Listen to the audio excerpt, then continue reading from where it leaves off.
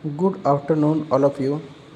आज हम जानेंगे कि जो हमारे प्रैक्टिस टीचिंग रजिस्टर होता है स्कूल में, जब हम टीचिंग प्रैक्टिस के लिए जाते हैं तो लेसन प्लान को किस तरीके से बनाते हैं। आज हम उसी के बारे में आपसे चर्चा करने वाले हैं। आपको इस तरीके का रजिस्टर मिला होगा जिसमें लिखा होगा प्रैक्टिस टीचिंग रजिस्टर मेथड। ठीक है, यहाँ पे अगर आपको दो बनाना होता है, मेथड 1 और मेथड 2। जैसे आपका मेथड वन बना रहे हैं तो आप लिखेंगे मेथड 1।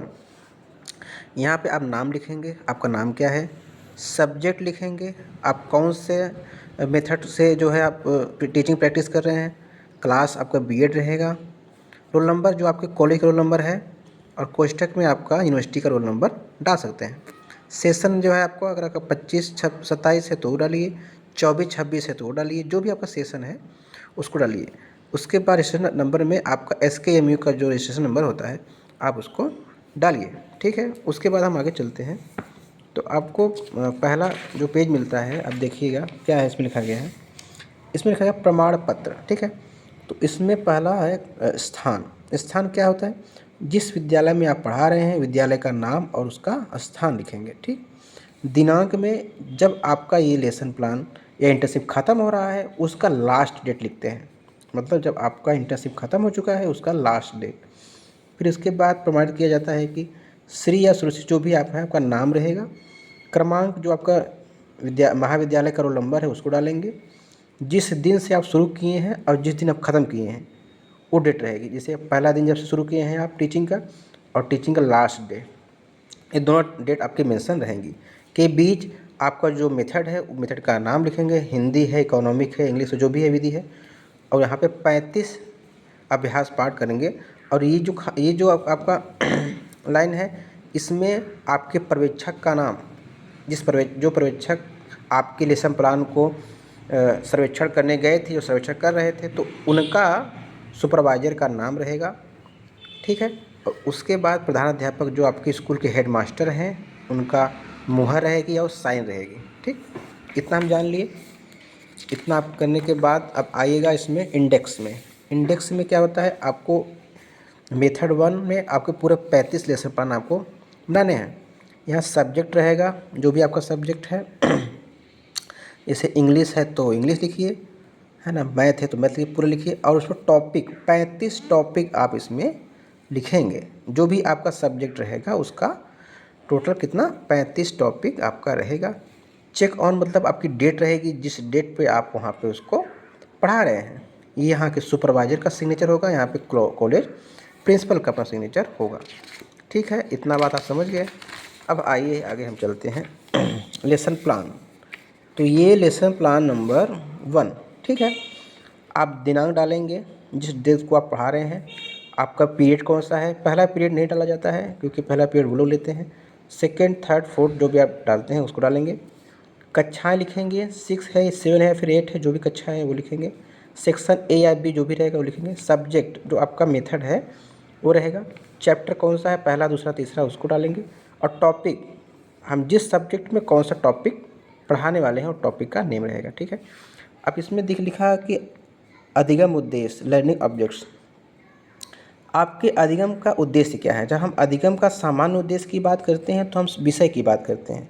जैसे आप गणित पढ़ाने वाले हैं या हिंदी पढ़ाने वाले हैं तो क्या लिखेंगे, हिंदी पढ़ा रहे हैं तो क्या करेंगे, बच्चों को हिंदी विषय के प्रति रुचि को उत्पन्न करना, हिंदी भाषा में जो अशुद्धियाँ हैं उनको दूर करना, हिंदी भाषा का कौशल को उनके अंदर उत्पन्न करना।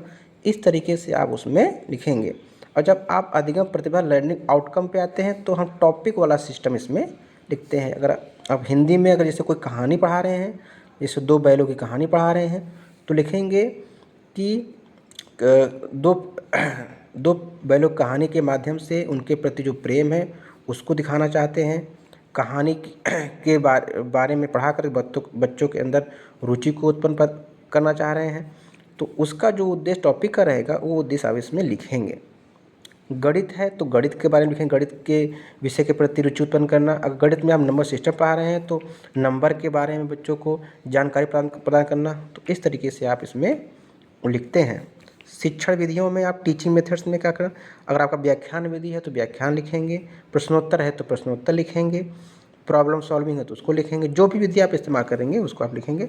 शिक्षण अधिगम सामग्री में टीएलएम में चौक है, डस्टर है, मैप है, फ्लैश कार्ड है, जो भी आप यूज करेंगे उसको लिखेंगे।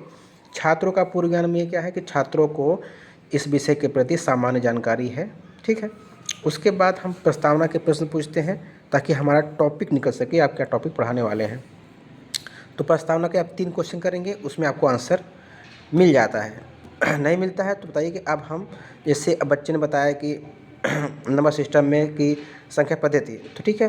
तो अगर बच्चे नहीं बता पा रहे हैं कोई बात नहीं, तो आप क्या लिखिएगा, बच्चों आज हम संख्या पद्धति के बारे में पढ़ेंगे, विस्तृत अध्ययन करेंगे, ठीक।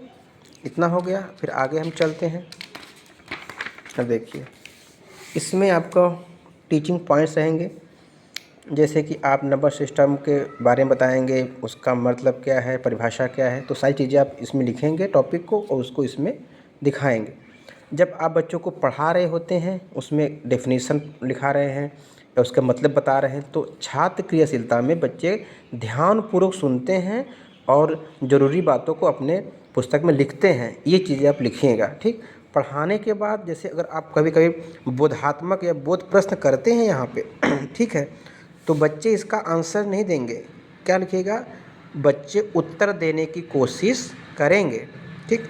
या आपका डेवलपिंग क्वेश्चन हो या आपका कम्प्रीहेंशन क्वेश्चन हो, इस तरीके से आप पढ़ाइएगा। और श्यामपट्ट कार्य में जो चीज़ श्यामपट्ट पे आप लिख सकते हैं उसको लिखिएगा। और अपेक्षित अधिगम मूल्यांकन में कुछ क्वेश्चन किए जाते हैं। उसके बाद हम आते हैं, इसी तरीके से आप जो है टीचिंग पॉइंट बढ़ाते जाइएगा, बच्चों को पढ़ाते जाइएगा और ये बच्चे जो जो कर रहे हैं उसका एक्टिविटी बच्चे दिखाते जाइएगा। श्यामपट्ट कार्य में आप जो श्यामपट्ट लिखते हैं वो दिखाइएगा। अब हम आते हैं इधर रिकैपिटुलेशन में पुनरावृत्ति प्रश्न जो आप पढ़ाए हैं वो प्रश्न को आप दोबारा उनसे पूछिए कि उनको कितना आया। और गृह कार्य में आप 2-3 गृह कार्य दे दीजिए, बच्चे घर से लेके आएंगे। टीएलएम में जो जो भी आप फ्लैश कार्ड का इस्तेमाल किए हैं, मैप का इस्तेमाल किए हैं, तो आप इसमें लगा देंगे। जैसे कोई कहानी सुना रहे हैं तो कहानी के फ़ोटोग्राफ्स लगा दीजिए, ठीक है ना। और उसके बाद अगर कुछ वाटर पढ़ा रहे हैं, जल पढ़ा तो जल का फ़ोटो लगा दीजिए टीएलएम में, तो कुछ मैप का फ़ोटो लगा दीजिए, इस तरीके से। और उसके बाद क्लास लेते हुए 2 फ़ोटो, मतलब आप दो साइड से फ़ोटो लीजिए, एक फ्रंट से एक साइड से, 2 साइड फ़ोटो ले लीजिए आप। छात्रों का फीडबैक, तो जो बच्चे आपसे पढ़ेंगे उनका नाम लिखवाइए, उनका रोल नंबर, और बच्चे से फीडबैक लिखवाइए। तो बच्चे लिखेंगे कि मैडम ने अच्छा पढ़ाया, मैडम ने अच्छा समझाया, मैडम अच्छा पढ़ाती हैं, सारी चीज़ें बच्चे लिखेंगे और उनका सिग्नेचर हो जाएगा। कम से कम इस तरीके से 5 बच्चों का सिग्नेचर, मतलब 5 बच्चों का फीडबैक आप यहाँ पे लेंगे। यहाँ पे आपका नाम, छात्र अध्यापक आप हैं तो आपका नाम रहेगा, सिग्नेचर रहेगा। और इस वाले में तो यहाँ का सुपरवाइज़र का होता है, तो हम लोग यहाँ टिक करेंगे, हम लोग टिप्पणी देंगे कि आपका जो है लेसन प्लान जो था कुशल मंगल हुआ, हम आपके उज्जवल भविष्य की कामना करते हैं। इस तरीके का टिप्पणी हम उसमें लिखते हैं। यहाँ आपके कॉलेज के प्रोफेसर का सिग्नेचर होता है जो आपका सर्वेक्षण करने गया है। वहाँ के विषय के जो शिक्षक हैं वो करते हैं, वहाँ के जो आपका हेड मास्टर हैं वो करते हैं सिग्नेचर। इस तरीके से आपका ये लेसन प्लान कंप्लीट होता है।